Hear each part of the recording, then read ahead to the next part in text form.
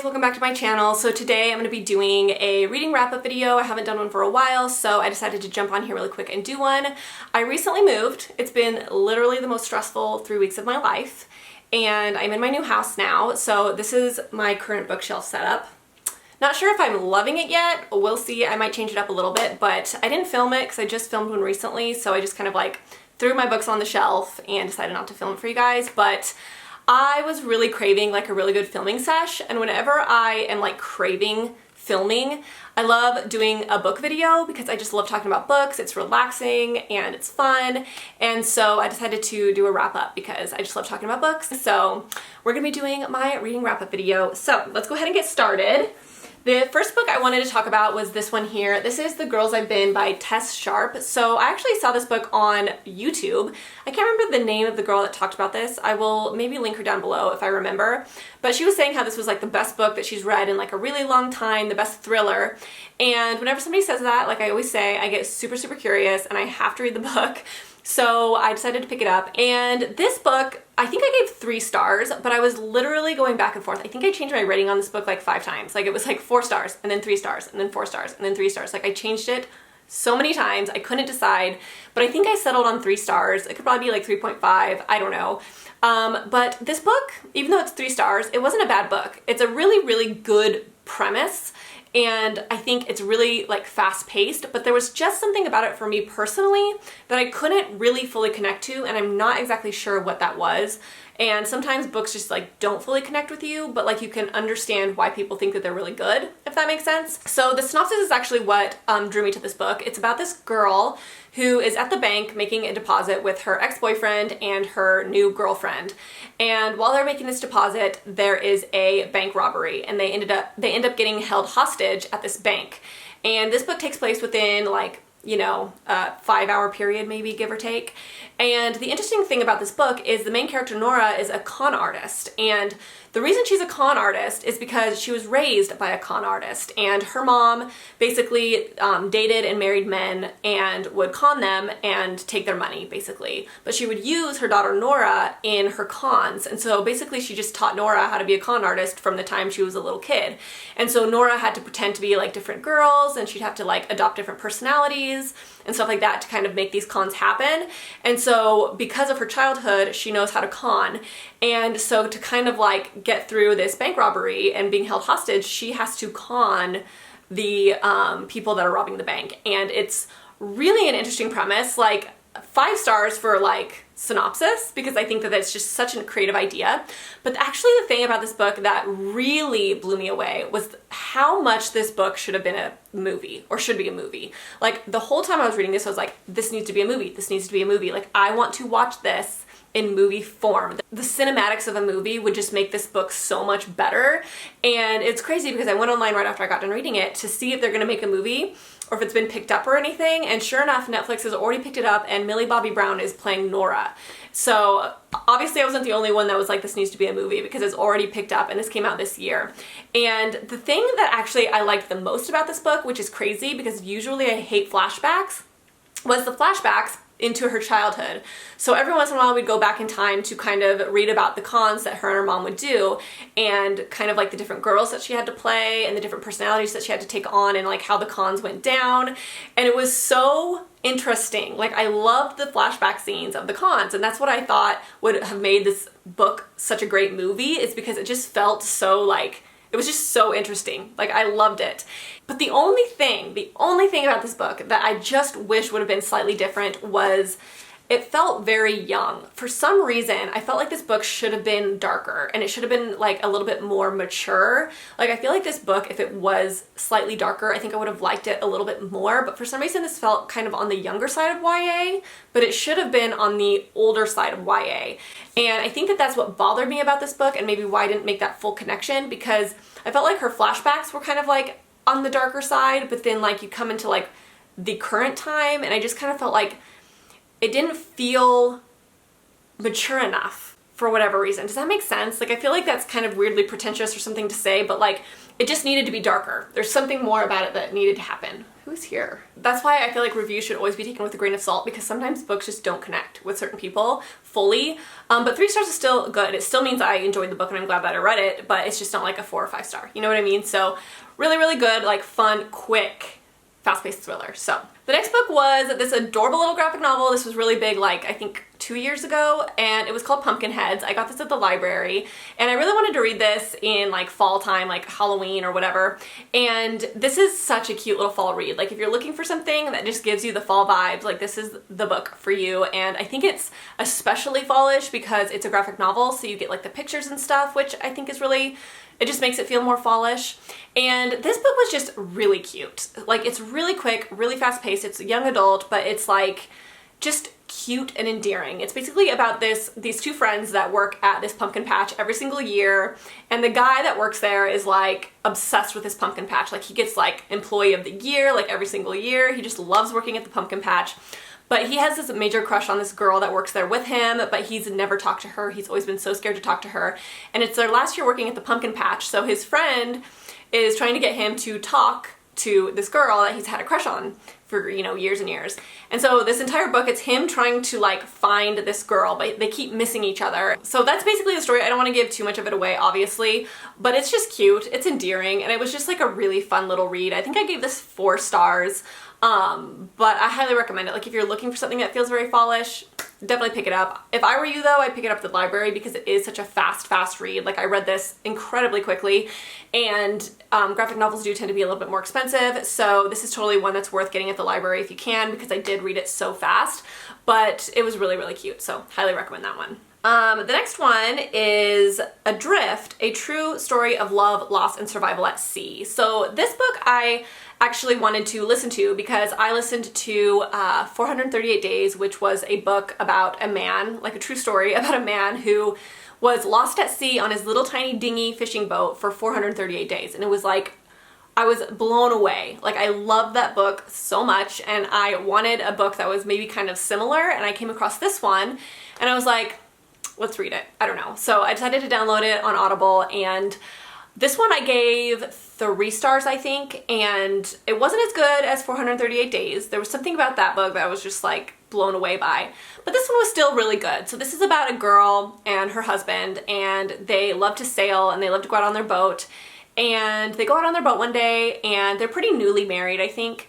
And they go out on their boat one day and they get stuck in a storm, and the husband gets swept off the boat during the storm, and she is basically stuck on this boat, and she has to survive on this boat by herself at sea. So she's lost at sea, and this is a true story, and it was really interesting. Like any survival story for me that is a true story is fascinating to me. I just love to see people survive and like what their mindset is and like where their mind goes and how they problem solve. Like I feel like when you're in a survival situation, your problem solving skills are so much better. And this book did not disappoint. I thought it was really good. The main character I thought was amazing. Like her knowledge on boats and like how to find land, like she ended up finding land without any electronics. Like she used the stars and everything to like calculate where land was. Blows me away. Like the woman is such an inspirational woman. Like her knowledge and just her tenacity. The only reason I gave this book 3 stars was because of the way that it was formatted.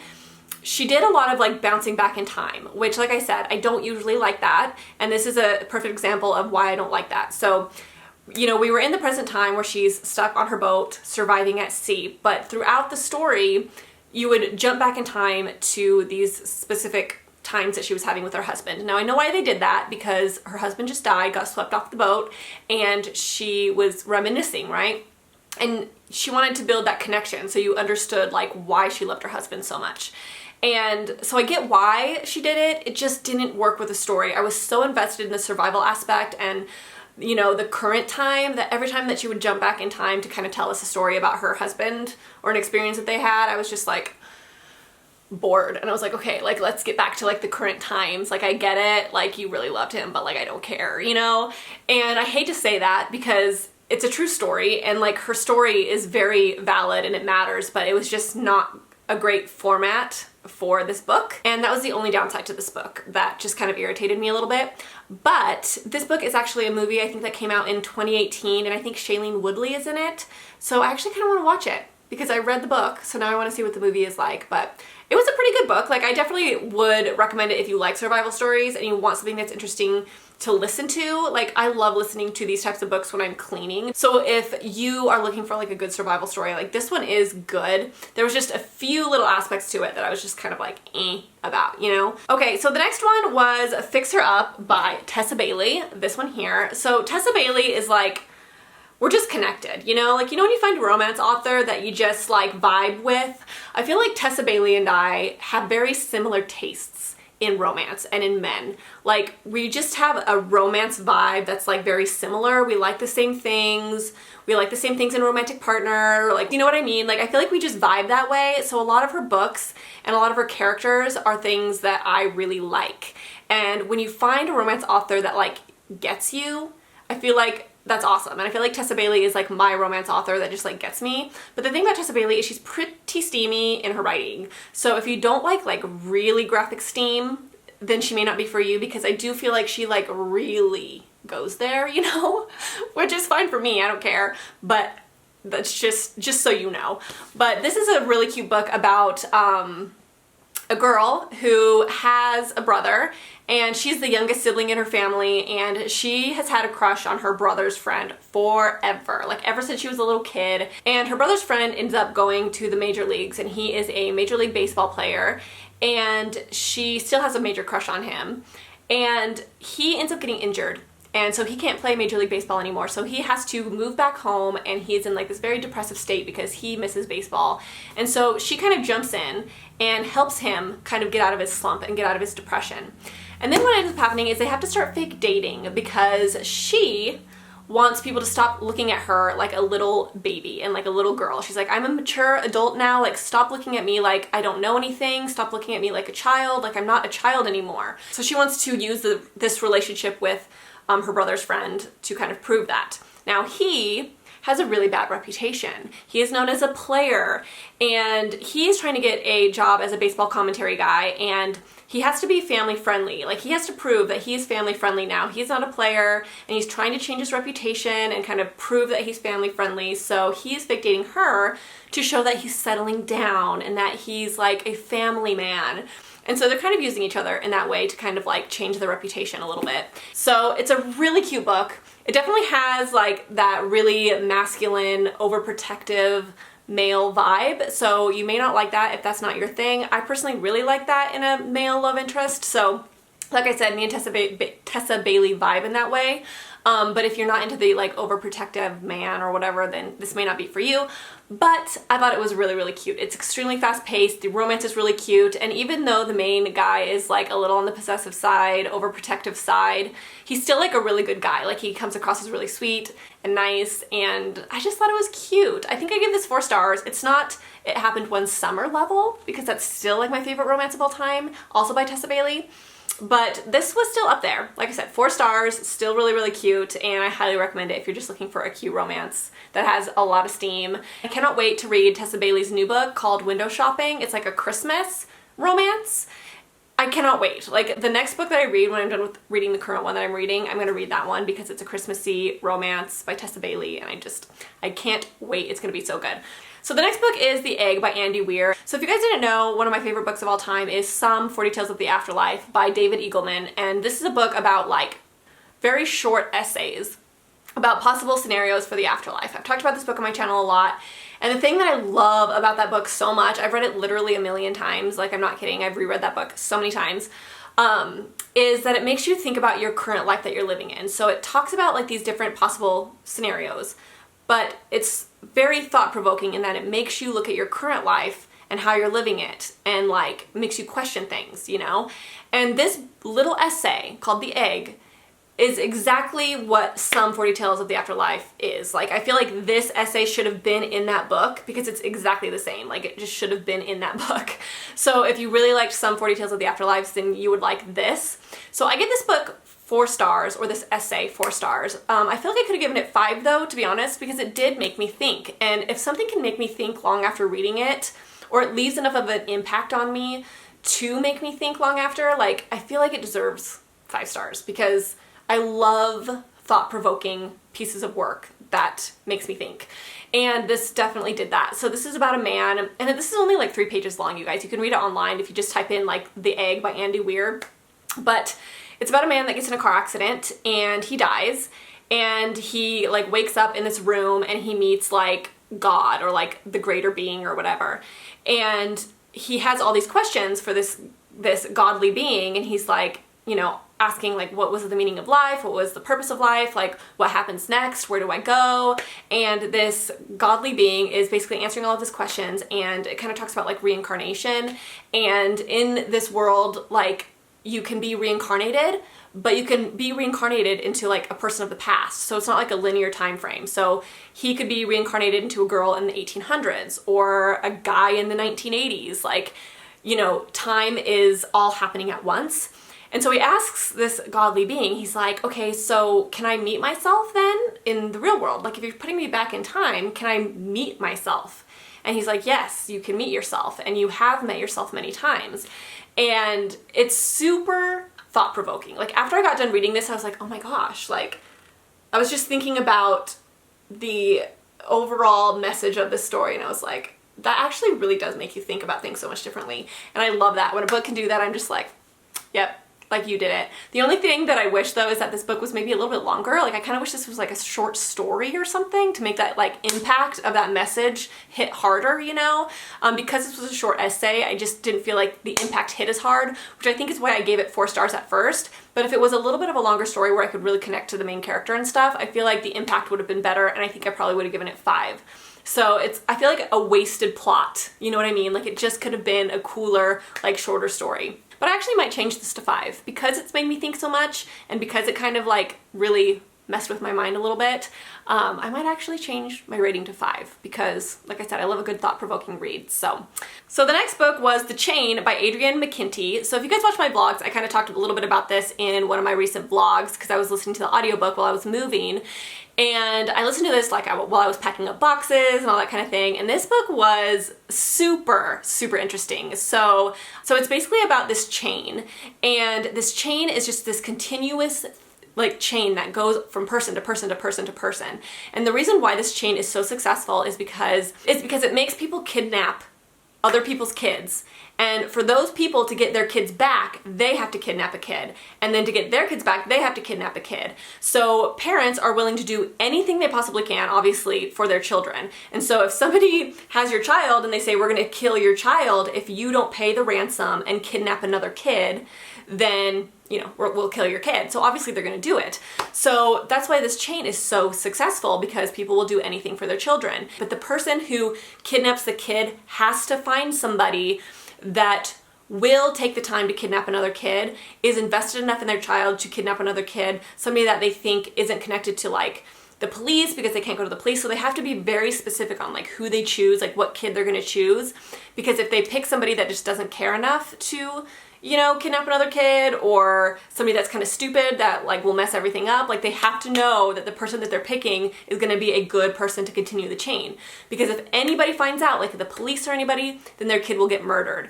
If they can't get the parents of the kid they kidnapped to continue the chain, then their kid will get murdered. So they really have to be like thoughtful with who they pick, which I thought was really, really interesting. Now the thing about this book, for some reason, it felt so long. Now with this author, this could be a good thing, and it could also be like not a good thing depending on how you look at it, but I know a lot of people would really like this. He did not want to leave any plot holes. Like, he was like, okay, I don't want this to not make sense. And I think that because of this reason, this book felt really, really long, and there were certain parts where I was like, okay, like, let's get to the point. But other than that, like, it was really good. It just felt a little bit long at times, but it was very, very, like, well written because he didn't want any plot holes. And it also felt like this book was kind of like in 2 parts. We had like the beginning part where the main character was part of the chain, like a victim of it, and then the second part of the book where she was trying to stop the chain. So it kind of felt like a 2-parter book, which was a little bit hard to kind of transition to the second part. But once I was into the second part, like, it was really, really good, and I was like super into it. It was just like a hard transition. Like, during that transition part of like being a victim of it to trying to stop it, I kind of felt like I was like, really? Like, I feel like the book is supposed to be over now, but it's like not over. We're only like halfway through. It was kind of like that weird feeling of like, wait a second, like I have a whole second half of this. Like I feel like it's supposed to be over. But other than that, that little weird transition, like it was really, really good. Highly recommend. It's a great thriller with a great plot, great writing, and just such an interesting premise. So highly recommend it. I think I gave this 4 stars. It was really good. So the next one is The Marionettes by Katie Weismer. So this is a YouTuber, and this is a book about witches and vampires.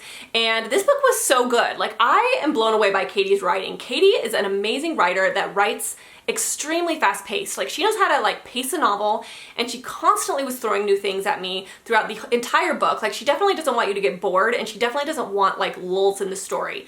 This felt like the Vampire Diaries or like Vampire Academy, and just like how it felt. This is a new adult book, but in my opinion, it felt pretty young adult. Like, it had like young adult vibes, but she does want there to be like steam in it. So that was the only downside to me, is it did feel a little bit on the young side for being new adult. But I loved the pacing. Like, she did such a good job at keeping the story moving and constantly having things happen and come up and like little twists here and there that you're like, oh, wait a second, like, oh, wait a second. So I was really blown away by Katie's writing, and honestly, I'm really excited to read the next 2 books in this series. It's really, really good. So this is about witches who go to college to basically become marionettes, and marionettes basically get paired up with a vampire. So they're kind of like a team, like a partner team. And the marionettes basically serve the vampires willingly, and they kind of become like a team. And to do that, they have to share blood with each other, and that's kind of what connects their bond together. And so they can kind of like read each other, they kind of can feel each other to a certain degree. And so they kind of have like this interesting bond together, but like the witches help the vampires help the witches. And I thought it was a really interesting premise. I really love witches and I really love vampires, so you put those together, and I thought it was a really good combination. And I was honestly really surprised with this book. I thought it was just gonna be a so-so book, but it was actually really good. And if you were looking for something like really easy to read, like this is definitely an easy read, kind of like one of those brain numbing reads where you just kind of like don't have to think too much. But if you want to read like that is setting up for like a really good romance, like I can tell the next book is going to be a really good romance probably, then I highly recommend this because I was really entertained the whole time. If you're looking for something like that, something easy and quick and just like not too much world building, I highly recommend this. I thought it was really good and really entertaining. So that is it. That is it for my wrap-up video. I didn't read a ton of books since my last one, but I think I read some pretty good ones. I didn't actually read any 5-star reads during this wrap-up, but I read some pretty good ones, a lot of 4 stars. So I hope you guys find some interesting reads, and if you guys do want to read any of these books or do end up reading any of these books, let me know. I'd be really curious to hear what your guys' thoughts are on them. And I think that's it, guys. So I will see you in my next video.